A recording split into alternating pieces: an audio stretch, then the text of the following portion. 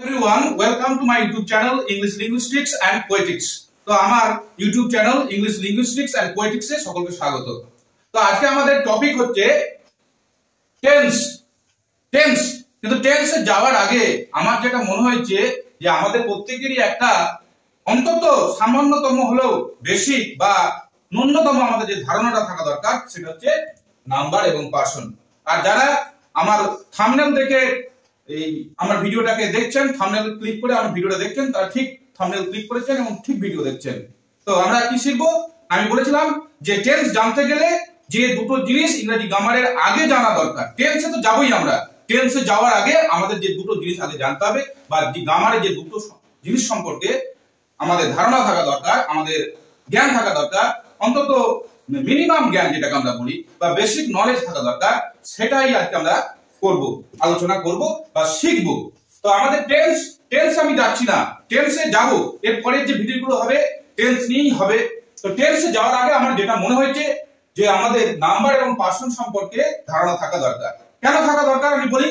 তো টেন্সটা কি? টেন্সটা হচ্ছে টেন্স নিয়ে আমাদের যারা টেন্স শিখতে চাইছো বা যারা বিগিনার্স রয়েছে, লার্নার্স রয়েছে, স্টুডেন্টস রয়েছে, তারা টেন্স শিখতে চায়।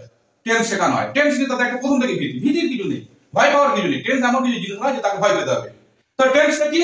না, টেন্সটা হচ্ছে যে আমরা যে কাজ করছি, খাচ্ছি, দাচ্ছি, খেলছি, পড়ছি, এগুলো একটা বিভিন্ন সময়ে আমরা সেগুলো সম্পাদন করছি বা করছি। এই যে সময়টাকে আমরা কি করে বোঝাবো? এটা এই সেন্টেন্সের মাধ্যমে। যে সেন্টেন্সে আমরা শুধু ভার্বের রূপটাকে বসিয়েই বোঝাতে চাই যে এটা এখন হচ্ছে বা হয়ে গেছে বা হবে। এই যে বোঝানোটা, এই বোঝানোটার জন্য আমরা ভার্বের রূপে পরিবর্তন করি, আর কোন সেন্টেন্সের মধ্যে আর কিছু পরিবর্তন করি না। এই বোঝানোর জন্য, সময়টাকে বোঝানোর জন্য একেই টেন্স বলে। তো আমরা টেন্সে যাচ্ছি না, টেন্সে যাওয়ার আগে আমাদের নাম্বার এবং পার্সন, আমরা একটা জিনিস জানলাম যে টেন্স অনুযায়ী ভার্ব বসে, কিন্তু আমাদের এটাও মাথায় রাখতে হবে যে শুধু টেন্স অনুযায়ী ভার্ব বসে না, সাবজেক্ট অনুযায়ী ভার্বটা বসে। The subject must agree with the subject. The verb must agree with the subject in number and person. That is called subject verb agreement. এটাকে সাবজেক্ট ভার্ব এগ্রিমেন্ট বলে। Subject verb agreement, subject verb agreement, এই জিনিসটা আগে জানতে হবে। Subject verb agreement জিনিসটা কি? Subject verb agreement মানে হচ্ছে ভার্ব সবসময় সাবজেক্ট অনুযায়ী বসবে। সাবজেক্ট যদি সিঙ্গুলার হয় তাহলে ভার্ব সিঙ্গুলার বসবে, সাবজেক্ট যদি প্লুরাল হয় ভার্বও প্লুরাল বসবে। বা টেন্স, আমাদের পুরো কথাটা তাহলে কি হলো? টেন্স এবং সাবজেক্ট অনুযায়ী ভার্বের রূপ বসবে। এই যে আমরা বিভিন্ন অক্সিলিয়ারি বা হেল্পিং ভার্বগুলো বসাই, সেগুলো কোথায় বসে? সাবজেক্ট অনুযায়ী বসে। এই সাবজেক্ট এবং নাম্বার সম্পর্কে যদি আমাদের ধারণা না থাকে তাহলে ভার্বের সঠিক রূপটা বসাতে গিয়ে আমাদের হোঁচট খেতে হবে, আমরা ভুল বসাবো। সঠিক বসাতে গেলে অবশ্যই টেন্স জানার আগে এই নাম্বার এবং পার্সন সম্পর্কে একজনের বা আমাদের সকলের একটা ন্যূনতম বেসিক ধারণা বা নলেজ থাকা দরকার। তো টেন্স তো আমি করবোই পরবর্তী ভিডিওগুলোতে।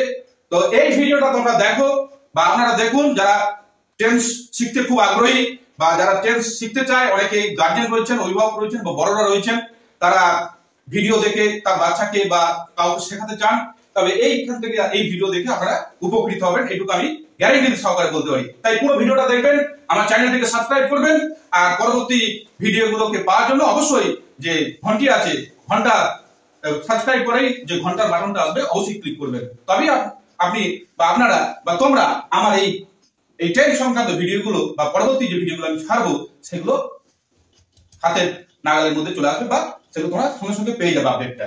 তারপরে সাবজেক্ট ভার্ব এগ্রিমেন্ট বা কেন নাম্বার এবং পার্সন দরকার আমি বললাম। তো এবার শুরু করি মেইন টপিকে।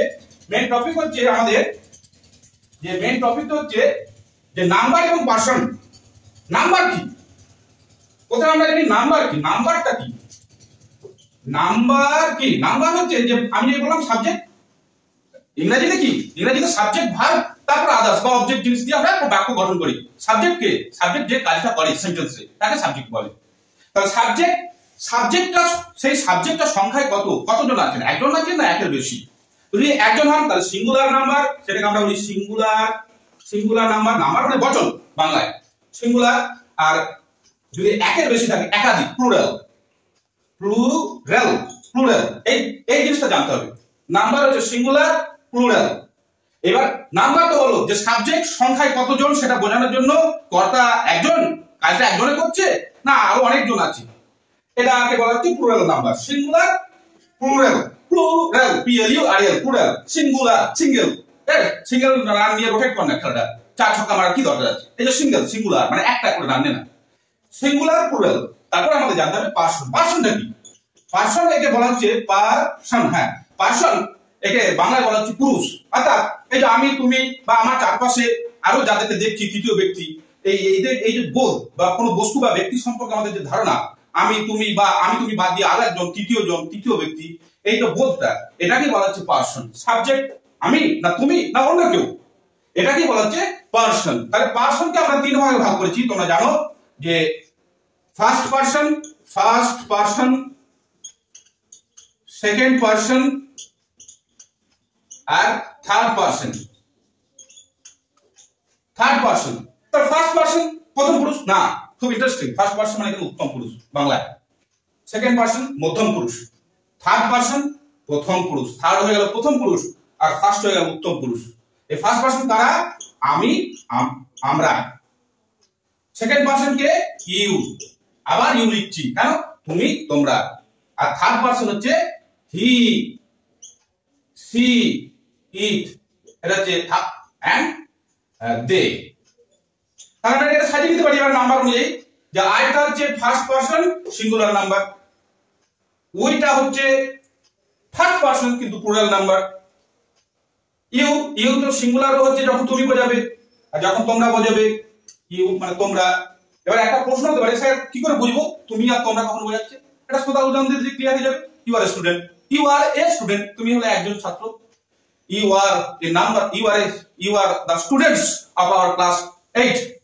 You are the students, তোমরা, এখানে তুমি আর বলো না, তুমি student, you are a student. You are the students of our class 5 or 6 7 8 9 10, পঞ্চম দশম সপ্তম অষ্টম শ্রেণীর ছাত্র। তাহলে তোমরা হয়ে গেল, তুমিটাই তখন তোমরা হয়ে গেল। তাহলে কি করে বুঝবো আমরা যে ইউ সিঙ্গুলার বোঝাচ্ছে প্লুরাল বোঝাচ্ছে? এইভাবে আমরা বুঝে নেবো, সঙ্গে সঙ্গে ক্যাচ করতে হবে আমাদের। আরেকটা জিনিস হচ্ছে থার্ড পার্সন হচ্ছে হি হতে পারে, সি হতে পারে, ইট হতে পারে। অর্থাৎ আমি তুমি বাদ দিয়ে যদি তৃতীয় কোনো ব্যক্তি হয় তাকে আমরা থার্ড পার্সন বলবো। হি, সি, ইট, আর হচ্ছে এটা হচ্ছে singular, third person singular number, আর প্লুরাল হচ্ছে দে। এই তিনটারই হচ্ছে প্লুরাল হচ্ছে দে। তাহলে আমাদের ক্লিয়ার হয়ে গেল, এই ধারণা আমাদের থাকতে হবে। আর এগুলো হচ্ছে সব আমি দিলাম কি প্রোনাউনের সিঙ্গুলার প্লুরাল দিলাম, নাউনেরও সিঙ্গুলার প্লুরাল হয়, তাই তো? তো সেটা এই নাউনটাই হচ্ছে, নাউন বা প্রোনাউনই হলো সাবজেক্ট। সাবজেক্টে যিনি বসেন তিনি কিন্তু তার যদি আমরা পার্টস অফ স্পিচ যদি অ্যানালিসিস করি, তিনি হচ্ছেন নাউন বা প্রোনাউন পার্টস অফ স্পিচের মধ্যেই পড়েন। অর্থাৎ নাউনের পরিবর্তে আমরা প্রোনাউন বসাই, তাহলে নাউনটা হচ্ছে সাবজেক্ট, নাউনের পরিবর্তে প্রোনাউন বসাই, প্রোনাউনটা তাহলে সাবজেক্ট, তাহলে নাউন আর প্রোনাউনই সাবজেক্ট হয় মানে ইংরেজি সেন্টেন্সে, যে কোনো বাংলাতেও বলা যেতে পারে। যাই হোক, এই ধারণাটা থাকলে তার আমাদের টেন্সটা শিখতে বা টেন্সে যে ভার্ব বসাতে আমাদের খুব সহজ হবে, সুবিধা হবে। এইটা সম্বন্ধে আমাদের ধারণা থাকা দরকার। তো থার্ড আমাদের নাম্বার এবং পার্সন। নাম্বার আমি বললাম যে সংখ্যায় কত কর্তা যিনি সাবজেক্ট, সেটা আমরা বলে দিলাম 1 বা 2, 1-এর বেশি হলে 1 হলে সিঙ্গুলার, 2-এর বেশি হলে 1-এর বেশি হলে প্লুরাল।